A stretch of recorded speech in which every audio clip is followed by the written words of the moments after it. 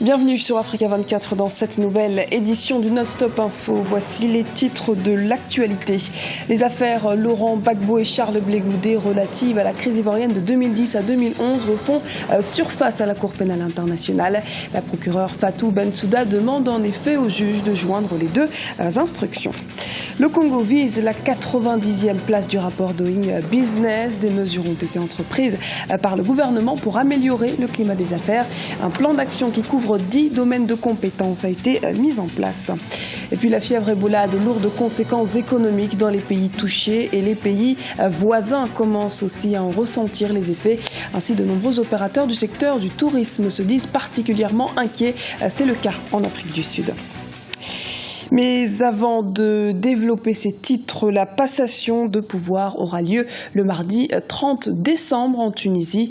Dans un souci de cohésion nationale, le président sortant Mounsef Marzouki a fait part de sa volonté de transmettre rapidement le pouvoir au chef de l'État nouvellement élu, Béji Caïd Essebsi. Aucun recours en invalidation des résultats du scrutin ne sera par ailleurs déposé. Il n'exclut toutefois pas d'entamer une procédure judiciaire en son propre nom, estimant que le scrutin a été entaché de violations. Y aura-t-il un procès unique de Laurent Gbagbo et Charles Blé Goudé? Fatou Bensouda, la procureure de la CPI, la Cour pénale internationale, a déposé une requête en ce sens. La Chambre de première instance rendra une décision sur cette question prochainement. Les explications d'Idelati Mirabel Bissou. Joindre deux procès en un pour l'intérêt de la justice est-il sans préjudice pour les prévenus? Dans les affaires mettant en cause l'ancien président ivoirien Laurent Gbagbo et Charles Blé Goudé, la procureure de la Cour pénale internationale Fatou Bensouda demande au juge de joindre les deux affaires afin de pouvoir tenir un seul et unique procès.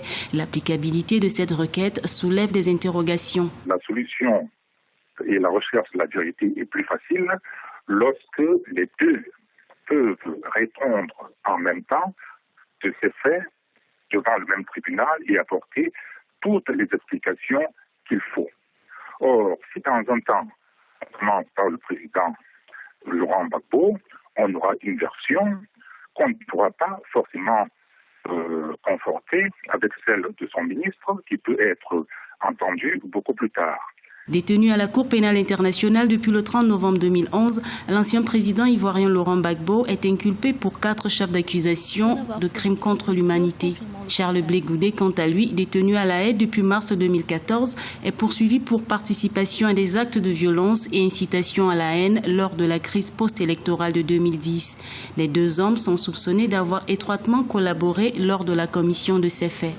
Ce n'est que la décision de la Cour après que les intéressés se soient défendus, qui permettra donc de savoir si les faits qui sont reprochés à l'un ou à l'autre peuvent être qualifiés de crimes contre l'humanité ou d'incitation à la violence. La crise politique de 2010 à 2011 a fait près de 3000 morts.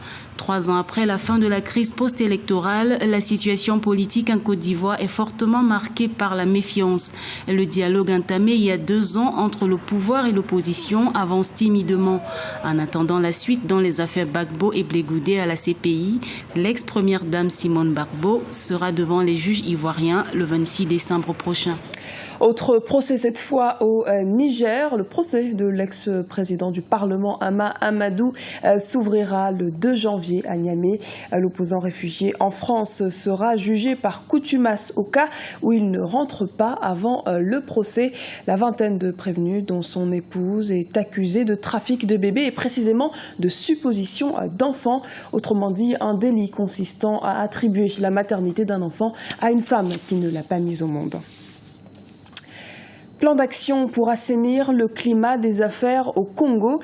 Dévoilé ce mardi par les autorités, il prévoit la mise en place de mesures incitatives à la création d'entreprises. Le délai de création d'entreprises pourrait notamment passer de 135 à 4 jours, comme nous l'explique Grazela Tsakounte. La République du Congo souhaite assainir son climat des affaires et améliorer le classement du Congo dans le rapport Doing Business. Il s'agit ainsi d'initier des mesures afin d'encourager l'entrepreneuriat et attirer des investisseurs. Son plan d'action couvre 10 domaines, parmi lesquels l'encouragement à la création d'entreprises, au commerce transfrontalier, au paiement des taxes et impôts ou encore l'obtention de prêts. Le mauvais classement du Congo au Doing Business a stimulé la dynamique du gouvernement dans l'adoption des réformes destinées à assainir le climat des affaires dans le pays. Lorsque ces mesures seront appliquées, nous passerons de la 178e place que nous occupons aujourd'hui certainement à la 90e place au milieu du tableau. En vue de suivre l'exécution de ces recommandations, une commission d'évaluation sera créée prochainement. Des lois sur la TVA, la taxe sur la valeur ajoutée et la protection des investisseurs seront également adoptées. Il faut bien cibler l'action qu'on met en place dans ces conditions-là, dans la mesure où la politique fiscale est très très importante pour nous, pour les économies africaines, parce que jusque-là, les économies africaines ont systématiquement, si vous voulez, ouvert la porte aux investisseurs étrangers qui ne payent pratiquement pas d'impôts sur place dans la plupart des économies. Et ça, c'est un manque à gagner qui a des répercussions sur les investissements et le développement du pays. L'application de ce plan devrait par ailleurs améliorer le flux des investissements directs étrangers dans le pays et la part de l'industrie dans le PIB afin qu'elle atteigne 25 à 30% contre 5 à 7% à l'heure actuelle. Au Rwanda, les autorités ambitionnent de réduire la pauvreté. Pour ce faire, elles comptent mettre à profit les retombées économiques à la population et en particulier à celle du monde rural. Reportage d'Olive Adiakotan, notre correspondant au Rwanda. Faire bénéficier le plus grand nombre de Rwandais des retombées économiques de ces dernières années pour réduire la pauvreté, c'est le vœu des autorités rwandaises. Depuis une décennie, de nombreux programmes privilégiant surtout le bien-être des populations rurales sont mis en œuvre au pays des 1000 collines. Ici à Mwazi, dans la partie orientale du Rwanda, une centaine de personnes ont bénéficié de cette politique. J'ai reçu beaucoup de vaches qui me permettent de bien me nourrir et de fertiliser mes terres. C'est aussi grâce à ces vaches que j'ai de l'électricité tirée du biogaz. Le biogaz, je l'utilise également pour la cuisson des repas et ça me permet de protéger l'environnement. Le coût de construction d'un site de biogaz au Rwanda est évalué à environ $500.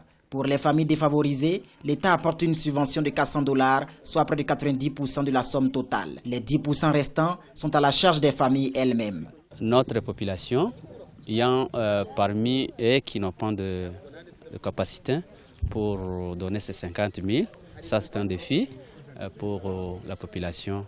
Mais pour le gouvernement essaie de relever juste les conditions de vie de cette population-là. Ces programmes ont permis de sortir 1 million de Rwandais du seuil de la pauvreté sur une période de 5 ans.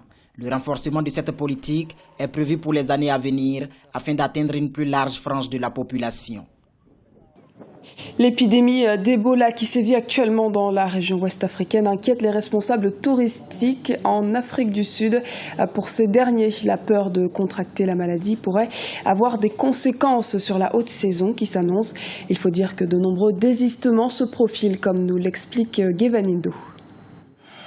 Des inquiétudes pour le secteur du tourisme en Afrique du Sud à cause du virus Ebola qui sévit en Afrique de l'Ouest. Ceci se justifie par les annulations enregistrées ces derniers mois chez de nombreux touristes selon de nombreux acteurs. Une situation qui n'est pas de bon augure pour l'économie nationale. Il y a certainement des signes qui montrent que nous avons eu des annulations.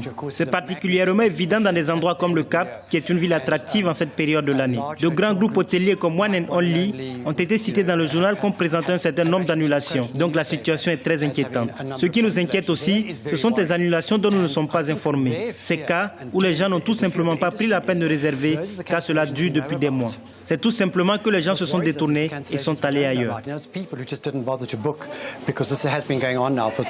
Ce point de vue n'est pas partagé par d'autres acteurs du secteur. Pour eux, l'économie sud-africaine ne se repose pas uniquement sur le tourisme. Par conséquent, les annulations notées ne sauraient agir sur l'économie nationale. Nous allons faire une étude parce que ce que nous avons recueilli ne sont que des informations anecdotiques provenant d'un voyageur disant la façon dont le virus Ebola nous affecte. Nous avons vraiment besoin de données qui nous disent exactement ce qui est arrivé, mais la réalité est que quand quelque chose du genre arrive, il faut prendre le temps de vérifier. L'économie sud-africaine rencontre des difficultés depuis la récession en 2008, mais le secteur du tourisme a bien résisté. L'indice de performance touristique au 3e trimestre 2014 est légèrement au-dessus de la normale. Ce journal a été réalisé par l'ensemble de la rédaction. Nous vous remercions pour votre fidélité. Retrouvez dans un instant une nouvelle édition de l'actualité sur Africa 24.